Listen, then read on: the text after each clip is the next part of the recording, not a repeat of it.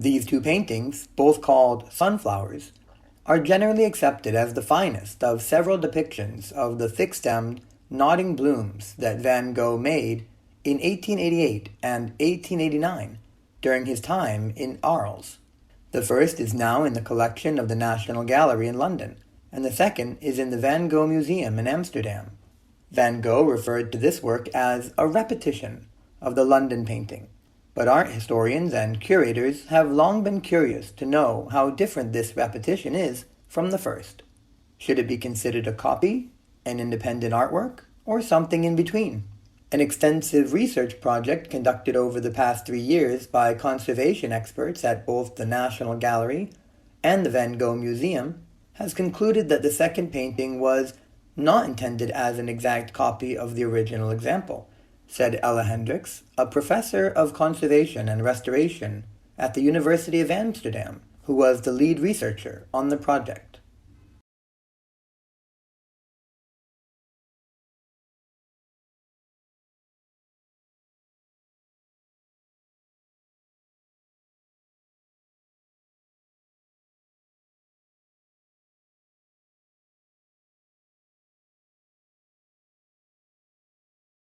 There are some 250 million cars in America, 250 million cars in the country with just over 300 million people, and most of those vehicles, of course, are gas-powered.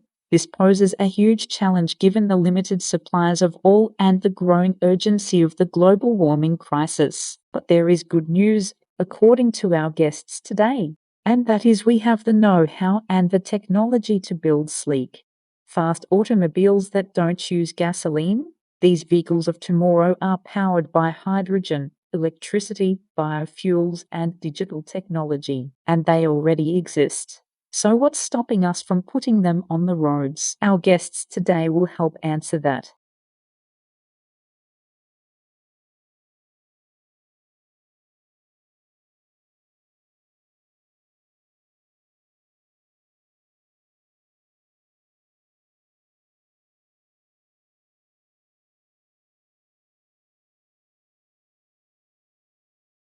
Obviously, this is all relevant to your final assignment, so we're going to talk about it. So until today, we've gone through face-to-face interviews as the main sort of part of interviewing the window. Today we're going to have a look at going to use an email and why they work, why they don't necessarily work, and what are the challenges and some of the things that we need to be understanding, when we are completing such interpreters. So let's start with the 4-in-1. Obviously, there are a few benefits to them, and they are listed there up on that slide. It's obviously less stressful for those of you who might be a little bit anxious about interviewing.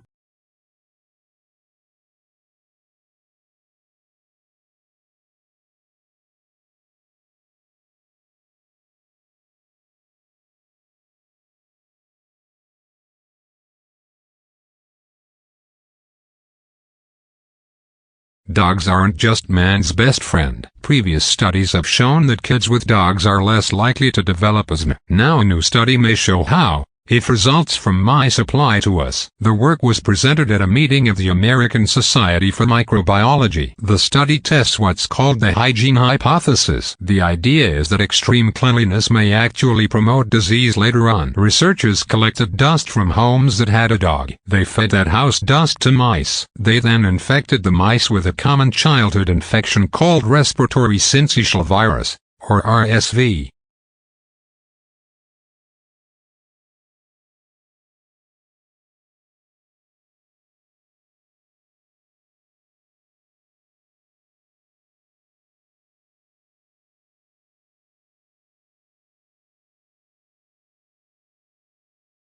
We've decided to adopt, just as a loose theme for the course, a biological theme so that you can see the connections between chemistry and biology, and the things you might consider doing in the future. We want you to think about the molecules that are relevant to your body, the processes that occur in your body, the chemistry that's going on and how energy plays a role. And we've divided the course into 4 sections, and after each section there will be a midterm. The first one is about matter.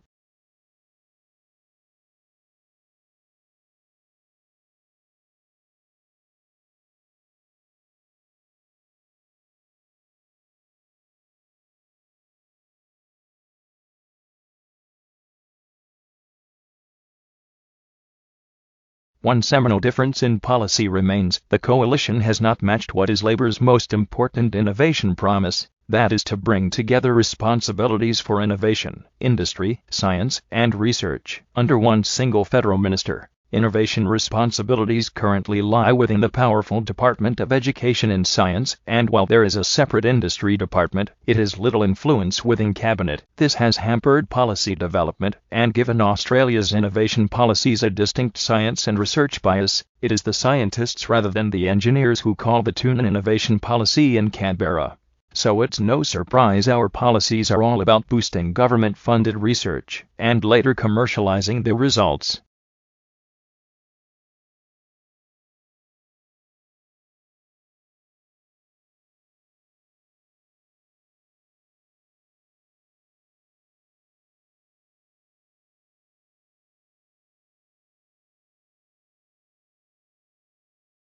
I'm going to argue that the tremendous increases in productivity that we associate with the Industrial Revolution originate not so much from changes in science or technology or new inventions, where England was far from unique, as from changes in attitudes towards morality, towards what constituted the good, attitudes towards property, which became in England individuals long before it did on the continent, attitudes toward the proper role of government.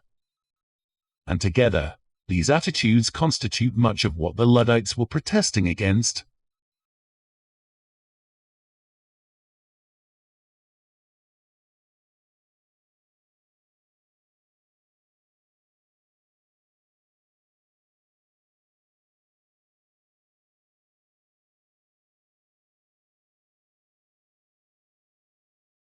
We are trying to understand the locomotion of one of our closest living relatives, which is the orangutan, and also the locomotion of all of the apes and the common ancestor of humans and the other apes. And in that area, we have had a big problem traditionally, and that we know a lot about how they move around the forest. I've been out to the forest and spent a year recording the different types of locomotion they use. But we have no idea about the energetic cost of how they move around the forest and the solutions that they find to problems of moving around the canopy. And what we're doing here is using the park or athletes as an analogy for a large-bodied ape moving around a complex environment, and getting them to move around in the course that we've made that they've never seen before. And we're going to record their energetic expenditure while they're doing it.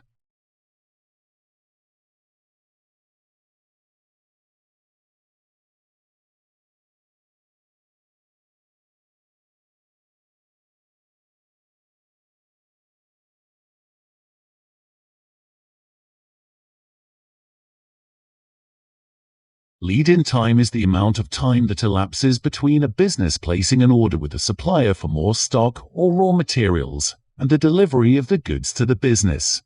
Businesses want the lead-in time to be as short as possible, so that they can meet their customer orders and minimize the time between paying for the stock and receiving the revenue from the customer.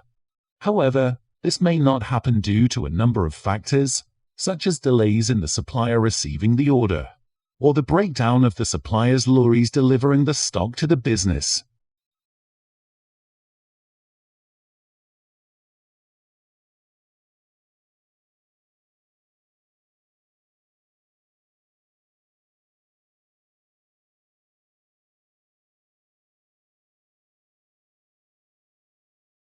For a long time now, it's been a widely accepted and rarely questioned belief that a strong corporate culture goes hand in hand with success. However, a recent study has cast some doubt on this principle. After all, the authors of the report argue for culture. A company builds up may be strong, but wrong. There is little point in every employee marching to the same tune if they are all marching in the wrong direction.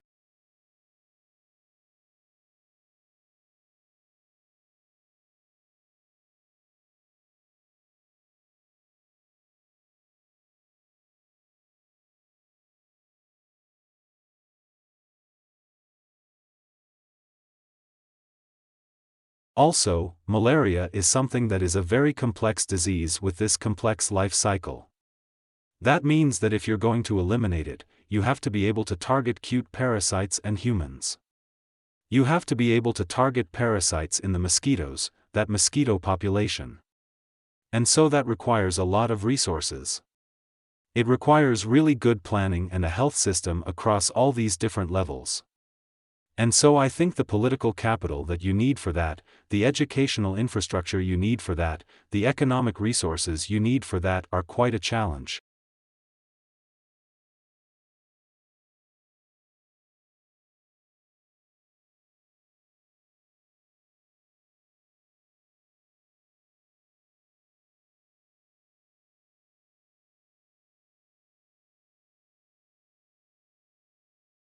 Belief is the human capacity to imagine, to be creative, to hope and dream, to infuse the world with meanings, and to cast our aspirations far and wide.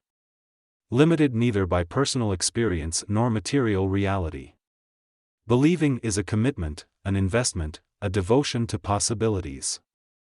Beliefs permeate neurobiologies, bodies and ecologies acting as dynamic agents in evolutionary processes. The human capacity for belief, the specifics of belief, and our diverse belief systems shape, structure, and alter our daily lives, our societies, and the world around us.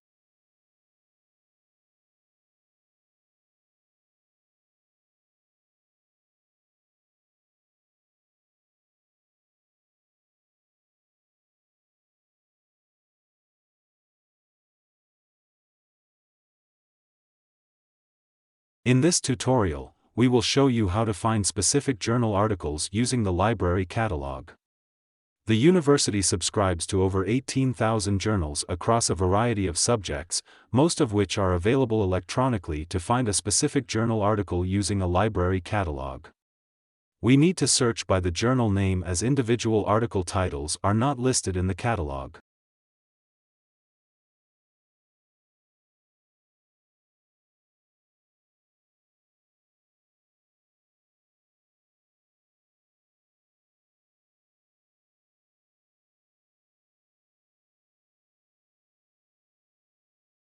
Green chemistry is a concept designed to develop technologies which allow chemistry to be practiced with minimal damage to the environment, or in an environmentally compatible way. And it's meant to cover both chemical processes and chemical products. The center, if you would, set up about 7 or 8 years ago, and the idea was to provide a hub of activities that covered fundamental research work, industrial collaboration, but also educational developments. So we work with schools and on public projects as well, and also networking.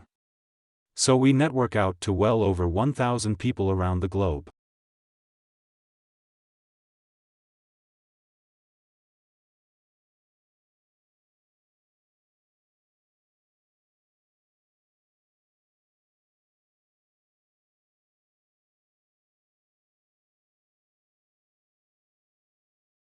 The thing that makes it difficult is because even if life had evolved on Mars, the chances of being preserved are very small. If we use Earth as a reference and our planet is teeming with life, yet it rarely preserves evidence of life of the fossil record. And the focus now is on exploring for habitable environments. If you're looking for water, a source of energy, either solar energy or thermal energy or chemical energy, and then organic carbon, assuming life as we know it on Earth based on carbon. So those are sort of the 3 things that we're looking for in the course of our mission.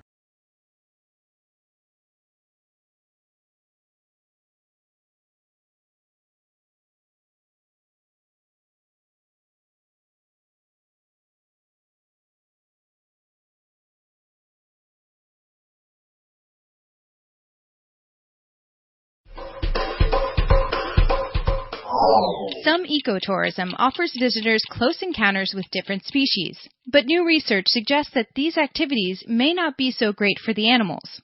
Researchers tagged stingrays in Stingray City in the Cayman Islands to monitor their movements and behavior. Compared to stingrays outside of the tourism area, those in Stingray City switched their activity patterns from night to day, when tourists handed out food, and mated year-round instead of seasonally. The stingrays also had more bite marks, which suggests increased aggression towards one another. The study is in the journal PLOS One. Past research has found increased stress and more intra- and interspecies aggression among animals that have been fed by humans. Interactive tourism is a growing business, but researchers say that more study is needed to ensure the health and safety of humans and animals alike. Ecotourism may be good for a given species as humans become engaged in its survival, but for the individual members of that species tasked with dealing with people, it may not be a walk in the park.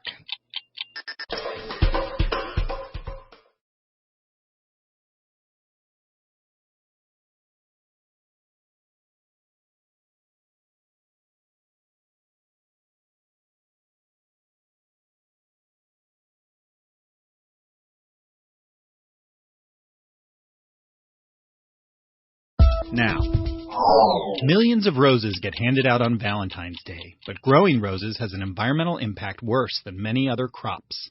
Start with climate change. Most roses in the U.S. and Europe are imported from warmer climes. All that flying and trucking adds thousands of metric tons of carbon dioxide to the atmosphere. Then there's all the water needed to, well, water the flowers, and the runoff fouled by copious quantities of pesticides needed to make the roses look perfect. There's also the wildlife and workers poisoned by all that fumigation. Add to that habitat destruction where floral plantations displace native forest and wetlands. Finally, there's the refrigeration needed to keep those blooms fresh. The electricity is often produced by burning fossil fuels, and the refrigerant gases also exacerbate climate change. A more sustainable and possibly more romantic approach is to go with flowers certified by outfits like Veriflora, or even better, whatever flowers are in season locally. Of course, that's not much help for those of us in wintry climes. Maybe try writing a poem. Let's see. Roses are red, violets are blue.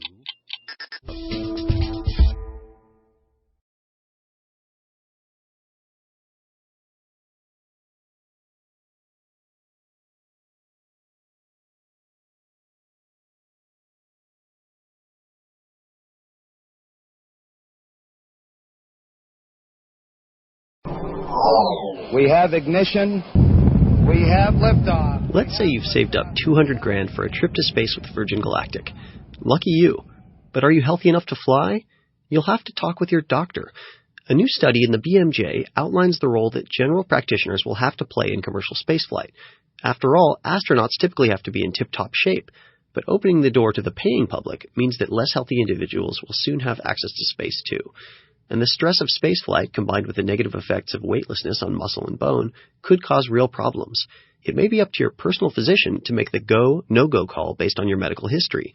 Among the potential hypotheticals floated in the BMJ study, can my patient with stable angina and a pacemaker for complete heart block participate in a suborbital Virgin Galactic flight?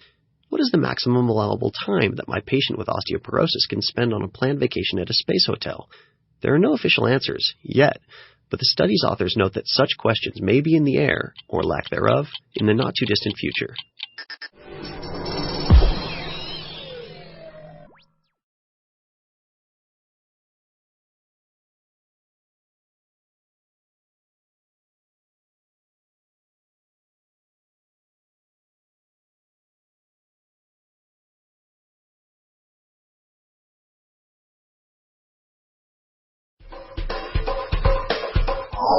Ladybugs love to snack on aphids and other pests, so people began importing an Asian species called the harlequin ladybird as natural pest control. But in their new environments, the harlequins wiped out native ladybugs, and they have their parasites to thank. That's according to research in the journal Science. A parasite called Microsporidia lies dormant in the circulatory systems of harlequin ladybirds.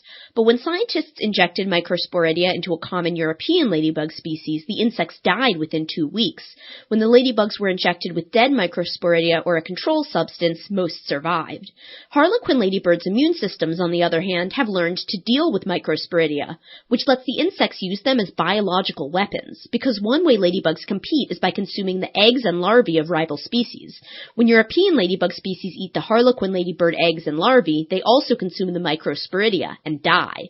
The discovery demonstrates an important role of immunity in evolutionary selection, and it shows that there are many ways to lose a food fight.